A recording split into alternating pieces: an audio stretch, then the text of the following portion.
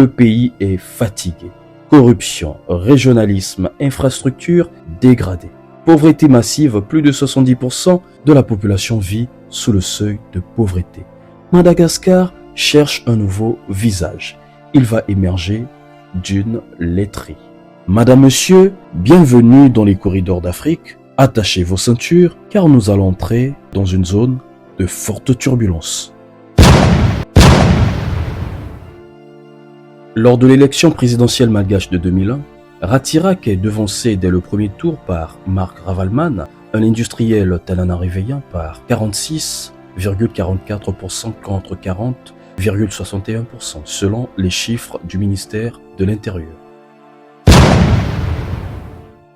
Ravalomanana, un autodidacte protestant, n'accepte pas ce résultat officiel. S'appuyant sur un score de 53% estimé par son association politique en sigle TIM, Tiako I Madagassikara, J'ai Madagascar, et son comité de soutien, Ratsiraka et les autres candidats démentent formellement une victoire dès le premier tour de l'entrepreneur. Le président sortant refuse dur comme fer la confrontation des procès-verbaux, dénonçant les estimations de Ravalomanana comme falsifiables. Un second tour aurait dû avoir lieu, mais une grave crise politico-économique éclate.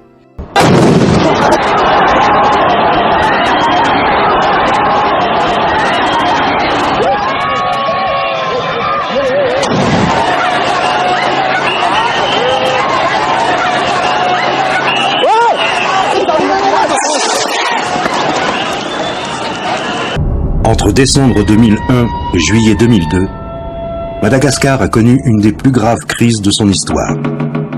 Pendant 7 mois, Didier Ratsiraka et Marc Ravalomanana, tous deux candidats à la présidence de la République, se sont affrontés pour le pouvoir. La guerre entre les deux hommes a fini par détruire et ruiner Madagascar. L'île a été coupée en deux, et la population n'a jamais autant souffert d'une querelle politique. Les armes ont parlé, la folie et les violences ont fait le reste. Les conséquences économiques, sociales et sanitaires sont catastrophiques. Tout commence le 16 décembre 2001. Ce jour-là, les Malgaches se mobilisent pour les élections présidentielles. Ils doivent choisir entre 6 candidats. Parmi eux, 2 se démarquent très nettement. Didier Ratsiraka. Il est au pouvoir depuis plus de 20 ans. Socialo-communiste, on le surnomme l'Amiral Rouge, à cause de son passé dans la marine française. Converti au libéralisme économique il y a peu, son régime n'a jamais changé. C'est un régime bâti sur la corruption, les magouilles et les intimidations. Si Madagascar est l'un des pays les plus pauvres du monde, sa fortune personnelle est inestimable.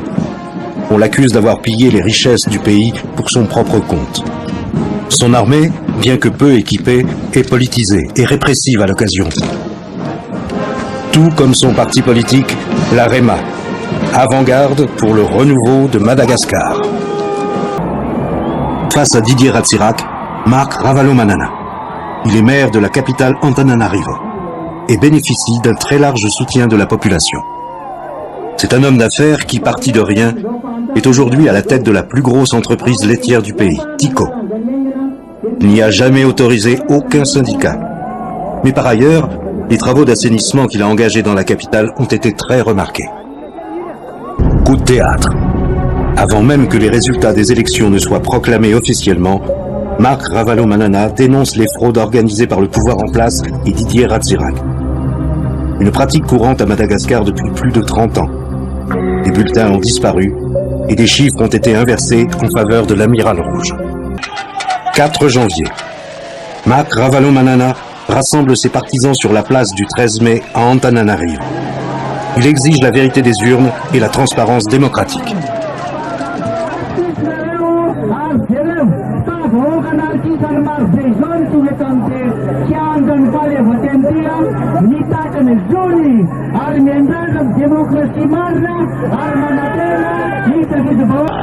Pourtant, son avenir, une grande partie de la population a décidé de le prendre en main. Tout le monde semble déterminé à vouloir en finir avec la corruption, un mal qui gangrène le pays depuis son indépendance accordée par la France en 1960. que vous savez que dans notre pays, les corruptions sont étalées au grand jour dans la presse, quasiment avec preuve à l'appui, et il n'y a personne qui soit sanctionné, qui soit condamné par la justice pour ces actes de corruption.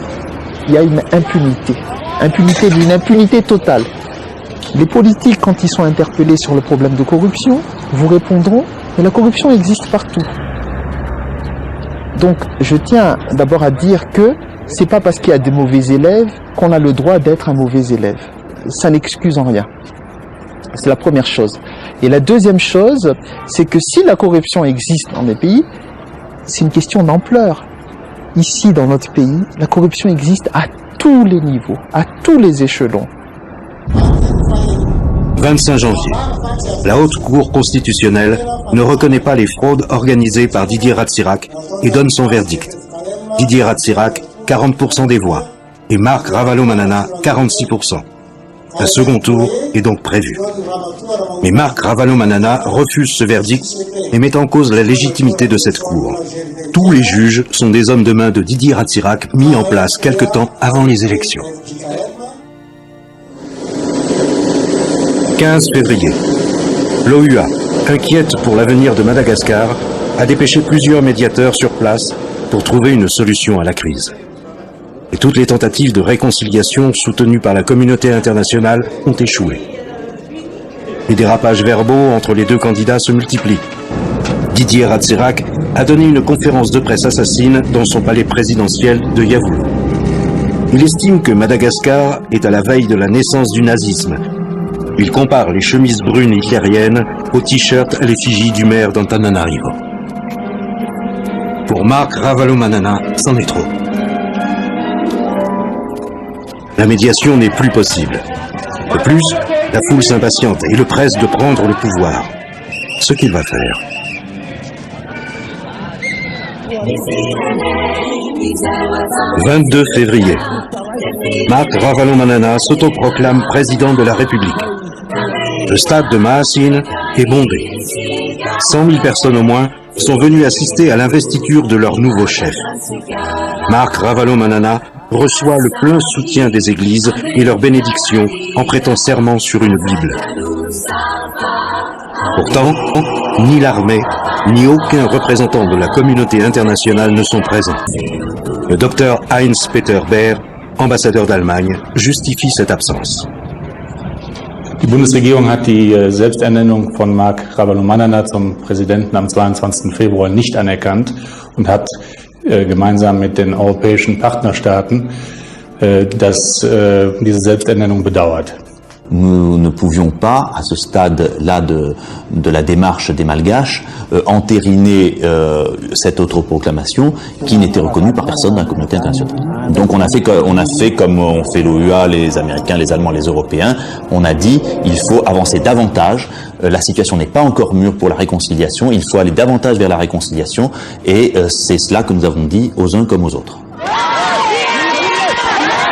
27 février. Excédés par cette autoproclamation, les partisans de Didier Ratsirac manifestent dans la capitale. Sur les terres de Marc Ravalomanana, c'est perçu comme une provocation. Pour la première fois, les deux camps s'affrontent.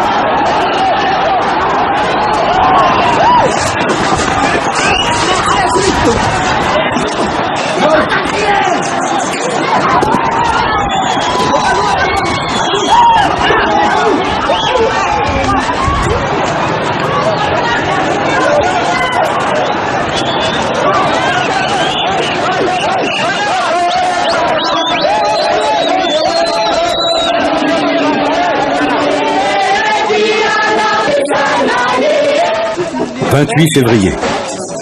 Face aux violences et soucieux de rétablir l'autorité de l'État, Didier Ratsirac décrète la loi martiale pour la capitale uniquement. La loi martiale décrétée ici dans la ville de Tananarive. Parce que contrairement à ce qu'on veut bien faire à croire, le calme règne dans le reste du pays. Il n'y a que dans la capitale où règne cette chienlit détestable. Ce faisant, nous allons pouvoir aider le maire de Tananarive à remettre de l'ordre dans sa capitale. Depuis le début de la crise, Didier Ratsirac a mis en place toute une stratégie militaire qui vise à isoler la province d'Antananarivo du reste de l'île pour affaiblir Marc Ravalomanana et ses partisans. C'est dans ce but que ces milices paramilitaires ont érigé des barrages sur les routes qui encerclent la capitale. Essence, riz, farine, fruits et légumes, médicaments, rien ne doit passer. Antananarivo ne doit plus être approvisionné. Il faut montrer patte blanche. Les contrôles d'identité sont obligatoires et les fouilles au corps fréquentes. Toujours dans ce même souci d'asphyxier la capitale, les militaires de Didier Ratsirac ont dynamité plusieurs ponts. Pourtant, les denrées passent, tant bien que mal. Une économie informelle s'est mise en place et les habitants des villages alentours en profitent pour gagner quelques billets. Sur le bord des routes, les barrages et les ponts coupés ont créé des files de camions et de voitures interminables.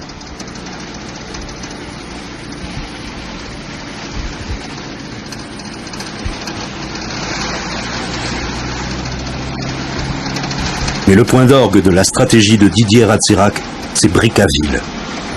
Situé entre Tamatave, le premier port de l'île, et Antananarivo, c'est le barrage anti-économique le plus important. C'est aussi le plus dangereux. Interdiction formelle de filmer.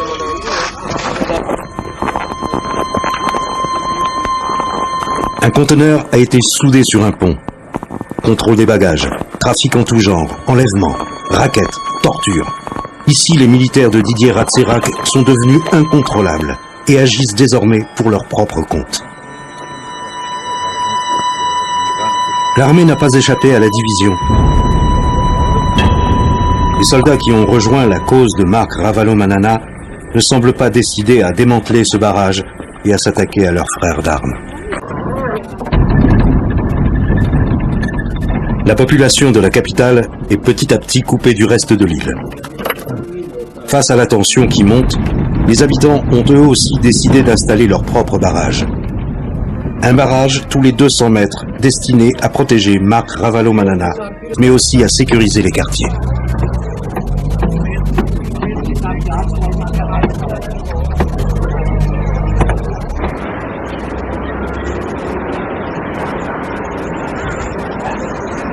Tous ces barrages ont fini par paralyser l'île Rouge et les premières conséquences se font sentir. L'essence est devenue le nerf de la guerre à Madagascar. La pénurie a gagné Antananarivo. Toutes les stations-service ont mis la clé sous la porte, faute d'approvisionnement. Le marché noir prospère.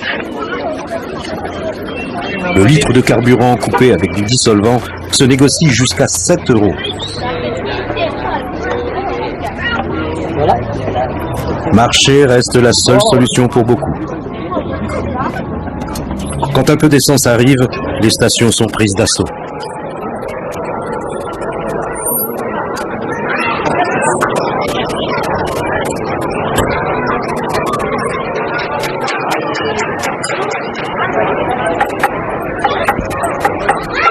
Pourtant, sur la côte, comme ici à Moundave, les sites de stockage sont pleins et prêts à déborder.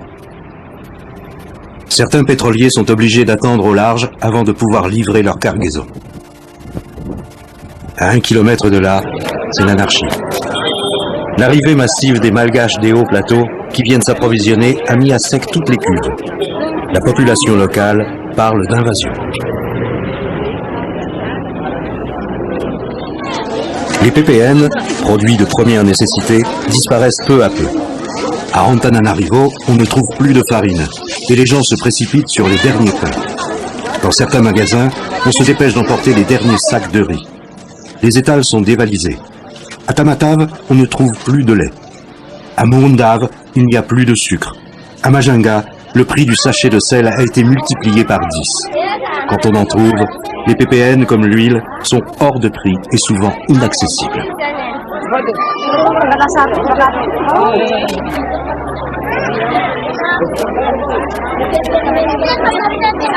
1er mars. Dans la mairie d'Antananarivo, devenue palais présidentiel, Marc Ravalomanana crée son premier gouvernement. Il nomme Jacques Sylla Premier ministre et dévoile les noms des 17 autres membres.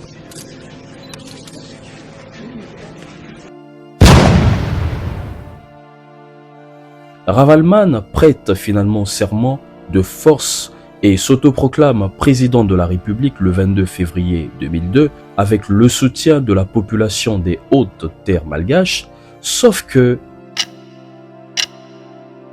les deux gouvernements cherchent à prendre le contrôle du pays. Dès la fin du mois de février, Ravalman contrôle entièrement la capitale, Tananarive, acquise à sa cause, tandis que Ratirac transfère le siège de son gouvernement à Tamatave, sur la côte, et reste aux commandes dans 5 provinces sur 6. Après cette crise très rude de plusieurs mois et malgré plusieurs tentatives d'accord menées à Dakar par Abdoulaye Wade et Mathieu Kérékou au Bénin sous l'égide de l'Union africaine, le camp de Ravalman prend finalement le dessus militairement et Didier Ratirac quitte le pays le 5 juillet 2002 depuis l'aéroport de Tamatave. Durant son exil à Paris, il fut condamné par contumace le 6 août 2003 à 10 ans de travaux forcés et 10 millions de francs malgaches. Il ne retournera dans son pays que 9 ans et 4 mois plus tard, après la chute du régime de Marc Ravalman par celui d'Ange Razuel en 2009.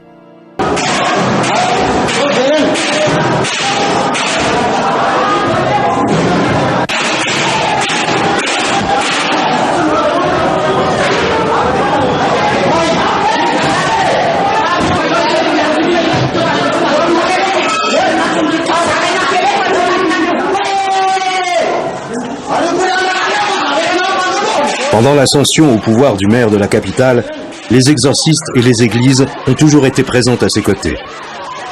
Marc Ravalomanana bénéficie de ce soutien inconditionnel car il est le numéro 2 de l'église réformée à Madagascar. Mais certains ont peur et voient déjà en lui un fanatique de Dieu.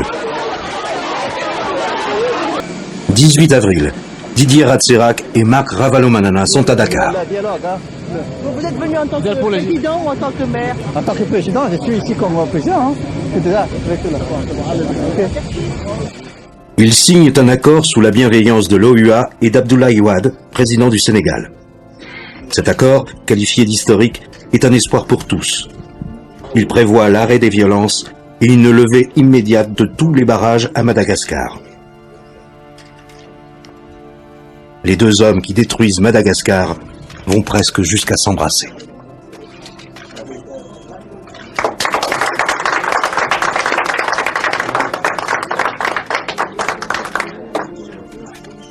Une semaine après la signature des accords de Dakar, les barrages persistent et s'intensifient. Aucun des deux camps n'a tenu ses engagements. Mais qui est donc ce Marc Ravalman? Marc Ravalman naît le 12 décembre 1949 à Imerinkassina. Il épouse Lalao Ravalman en 1974. Le couple a 4 enfants, dont le plus connu Tojo Ravalman, candidat aux élections municipales de 2025.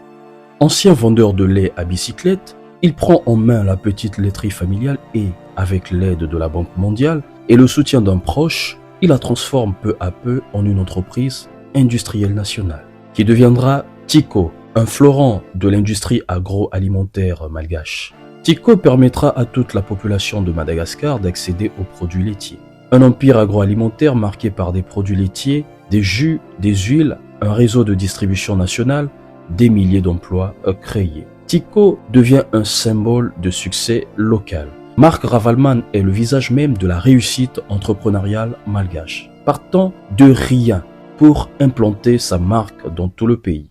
Il est docteur honoris causa de 3 universités, Université d'Antananarivo, Abilene Christian University, Université de Pékin. En décembre 1999, sous l'étiquette de l'association Tiako Larivo, J'aime Larivo, il est élu maire d'Antananarivo, la capitale de Madagascar.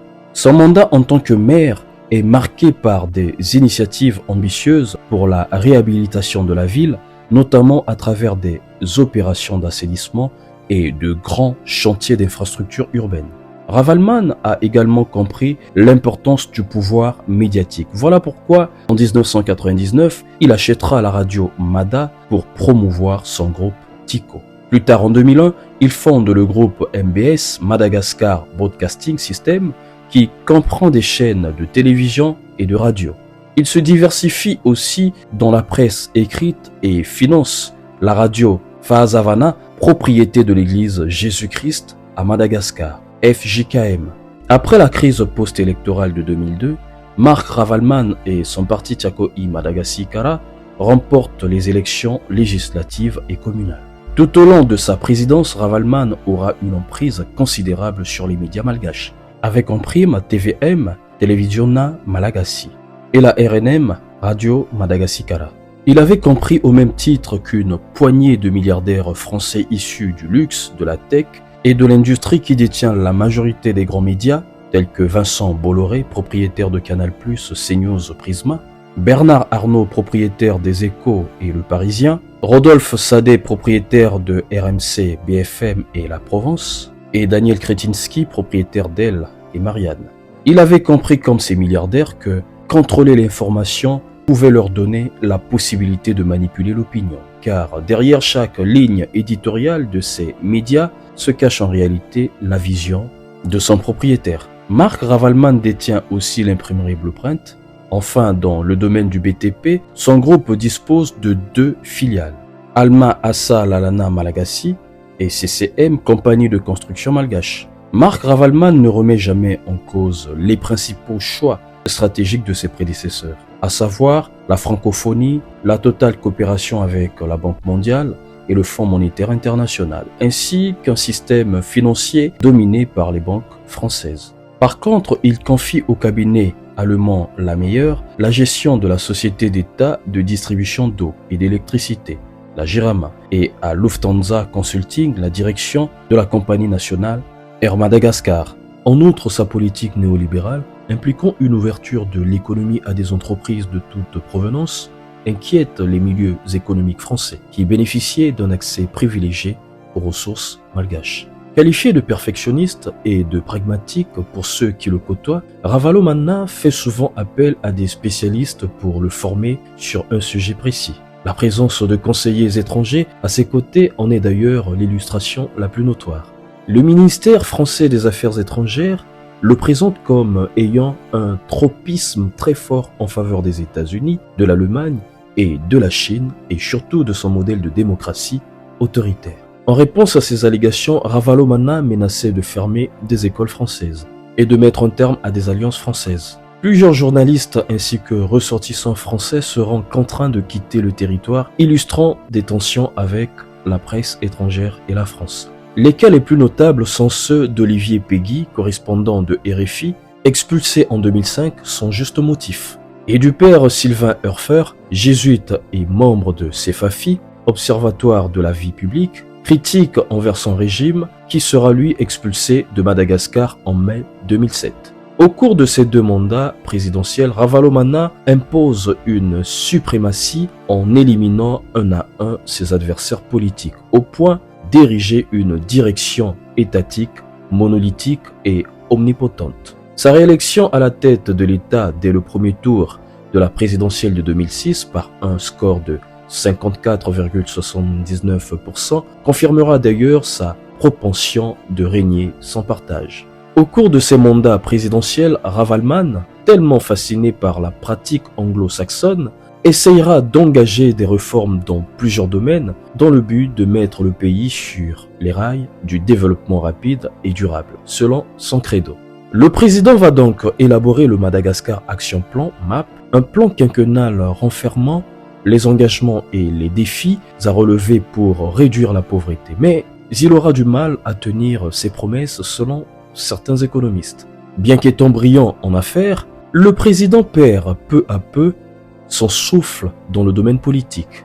L'absence de frontières nettes entre la politique, ses affaires personnelles et la religion qui ont certes constitué l'une des caractéristiques de son régime, mais cette absence de barrières constituera plus tard une véritable bombe qui participera aussi à sa chute. D'ailleurs, les opérateurs économiques brimés par le président businessman seront obligés de faire face à une concurrence rude avec les entreprises présidentielles bénéficiant des avantages des puissances publiques.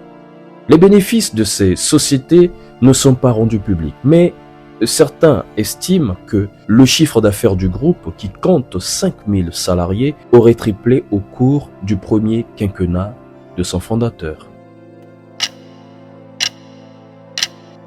Très vite, l'enfant prodige, jadis bien aimé, attise désormais des rancœurs, notamment accusé par ses détracteurs de brader la terre malgache à travers de grands projets miniers. Le Fonds monétaire international FMI rompt même les relations avec Madagascar. Cette rupture est liée à la grande incompréhension de la décision du président d'acquérir un jet présidentiel à 60 millions de dollars, ainsi que des critiques virulentes de la part d'hommes politiques comme Erizo Razafimaleo à l'encontre de son obstination à maintenir le sommet de l'Union africaine prévu pour 2009 à Antananarivo.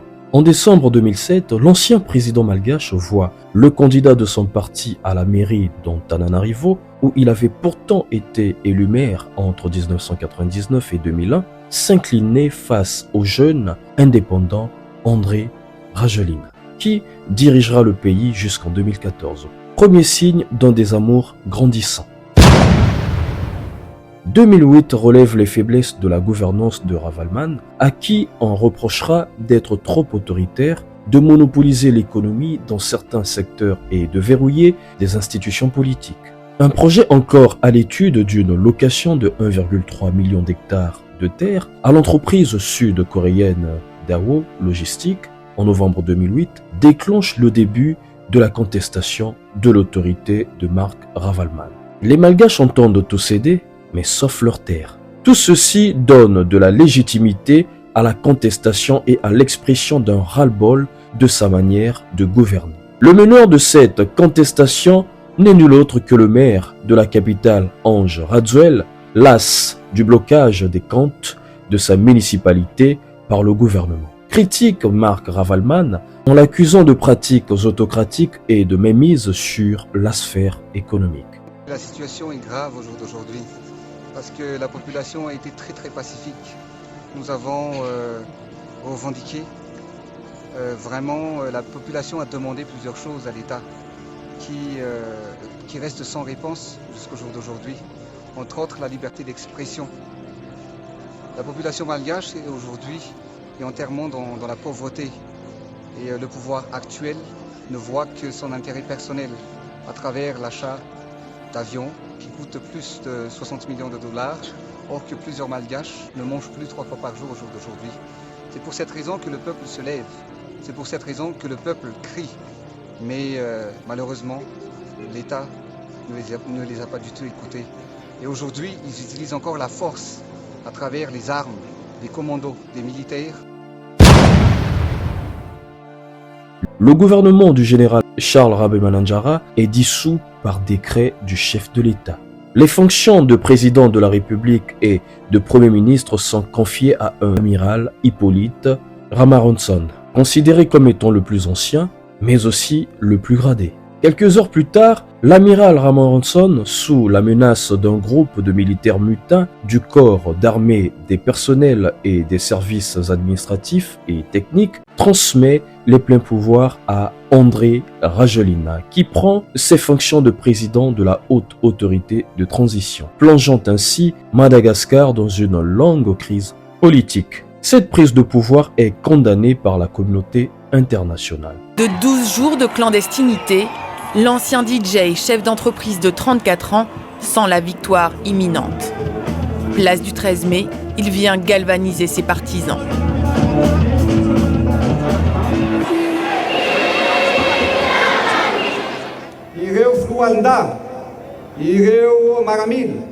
Tous les militaires, tous les gendarmes, tous les policiers, ils se sont tous levés pour défendre le pays et pour vraiment protéger le peuple.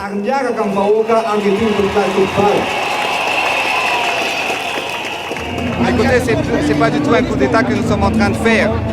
C'est le pouvoir appartient à la population. C'est la population qui donne le pouvoir et qui reprend le pouvoir. Pour la foule aussi, la victoire est imminente. C'est fini le tyran. Le tyran Ravalomanana. C'est fini. On dit que Madagascar est riche, il y a de l'or, du pétrole et tout ça. On est riche, mais les gens sont pauvres. Monsieur Ravalomanana a monopolisé toute l'économie de Madagascar. Voilà. On n'a plus besoin de Ravalomanana, oui. À quelques kilomètres de là, dans sa résidence, nous retrouvons Ange Radzoel qui doit encore convaincre la communauté internationale. Monsieur, bonjour. Vous allez bien? Très bien, vous. Ce jour-là, l'ancien maire on s'est déjà rencontrés, vous êtes reçoit des représentants de l'Union africaine et de la francophonie. La population malgache aujourd'hui, si vous voulez, place leur confiance et leur espoir en ma personne. C'est un peu lourd. Mais pas un peu lourd, oui, c'est un peu lourd, mais c'est un devoir. C'est un devoir. Et entre nous, je ne serai pas plus nul que le président Ravalomanana.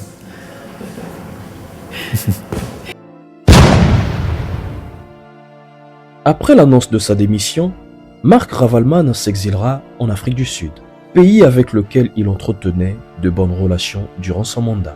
Il continuera à servir dans la politique malgache, réclamant le retour à la légalité constitutionnelle et la libération sans condition de tous les détenus politiques. En 2010, il est condamné aux travaux forcés à perpétuité par contumace pour la mort d'une trentaine de partisans d'Ange Radzoel, abattu devant le palais présidentiel le 7 février 2009. En janvier 2012, dans le cadre d'une feuille de route consignée par sa mouvance et après une première tentative infructueuse un an auparavant, Marc Ravalomanana tente un retour à Madagascar avec l'appui de ses partisans, du Premier ministre de consensus Jean-Omer Beriziki et d'une partie de la communauté internationale. Mais l'espace aérien malgache est interdit à l'ancien président, qui reste sous le coup d'un mandat d'arrêt dans son pays, et l'avion sera donc obligé de retourner à Johannesburg.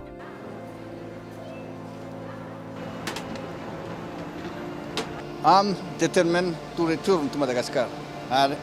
Je suis déterminé à rentrer à Madagascar et je le resterai car je ne peux pas gérer mes mouvements d'Afrique du Sud. Il est très important pour moi de rentrer. C'était écrit dans la feuille de route. South Africa, it is so important for me to go back and it was written in the roadmap. After the signature of the roadmap, we joined this. Après la signature de la feuille de route, nous avons rejoint le gouvernement d'unité. Donc nous attendons la condamnation de la Troïka sur ce qui s'est passé aujourd'hui. Troïka, about this, what happened today.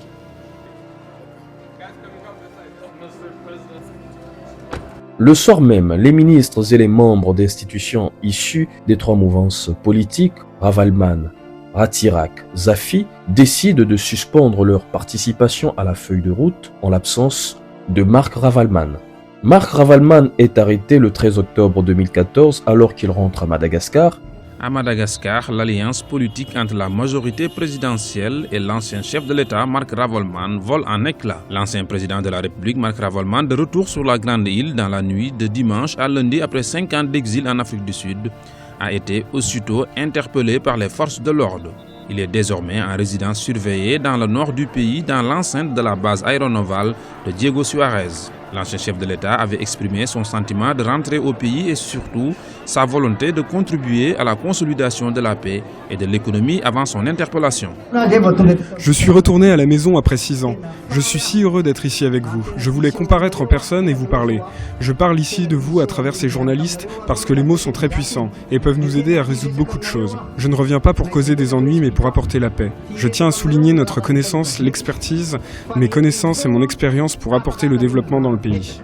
Il retrouvera l'entière liberté de ses mouvements à la suite des résolutions prises lors des assises nationales de mai 2015 à laquelle il participera avec Didier Ratsirak et Eri Rajoelinarimampianana. Il marque son retour dans l'arène politique en reprenant la présidence du parti qu'il a fondé, le Tiako i Madagassikara, le TIM, le 22 mai 2015. Son parti réalise des résultats mitigés lors des communales du 31 juillet 2015, mais obtient une large victoire significative dans la capitale d'Antananarivo où son épouse Lalao Ravalman l'emporte, devenant ainsi la première femme élue maire de la capitale malgache et ayant obtenu la majorité absolue au conseil municipal. Mais plus tard, l'administration de son épouse sera critiquée pour le désordre persistant dans la ville de Tana, notamment à cause de la gestion des marchands de rue et l'occupation des trottoirs. Beaucoup d'observateurs et opposants dénoncent une gestion qualifiée de gabegie et un manque de résultats tangibles malgré les opérations de charme. 55,86% des voix, c'est ce qu'a récolté Lalao Ravalman lors des élections municipales de ce 31 juillet 2015 à Madagascar. Les résultats provisoires officiels ont été publiés ce dimanche par la CENI, la commission électorale indépendante. À noter toutefois une forte abstention. La participation électorale a été de 29,08% pour ce qui est d'Antananarive, la capitale. Elle cherchera à réaffirmer la confiance en la commune urbaine d'Antananarivo, CUA, en 2017, mais son bilan reste contrasté et souvent perçu comme une étape dans la lutte politique nationale plutôt qu'une transformation profonde de la ville. Elle ne sera pas réélue pour un second mandat car le contrôle de la mairie passant à une autre tendance politique après 2020. Il a transformé des yaourts en empire. Il a transformé une mairie en tremplin. Il a tenté de transformer une nation en entreprise, mais dans les corridors du pouvoir, l'économie ne suffit pas. Car le pouvoir n'est jamais seulement une question de gestion. C'est une question d'équilibre, plus vaste que l'ambition d'un homme. Madagascar, aujourd'hui, ne cherche pas seulement un président. Madagascar cherche un véritable modèle. Et son histoire récente nous rappelle qu'entre révolution, modernisation et souveraineté, le destin d'une nation ne se joue jamais en ligne droite. C'était les Corridors d'Afrique, au cœur d'Afrique. N'oublie pas de t'abonner pour nous soutenir, c'est gratuit, d'activer la cloche de notification pour ne rien manquer de nos prochaines publications et surtout de nous donner ton avis par rapport à cette grande personnalité malgache qu'est Marc Ravalman. D'ici là, portez-vous bien et on se dit à très vite pour un nouveau Corridor.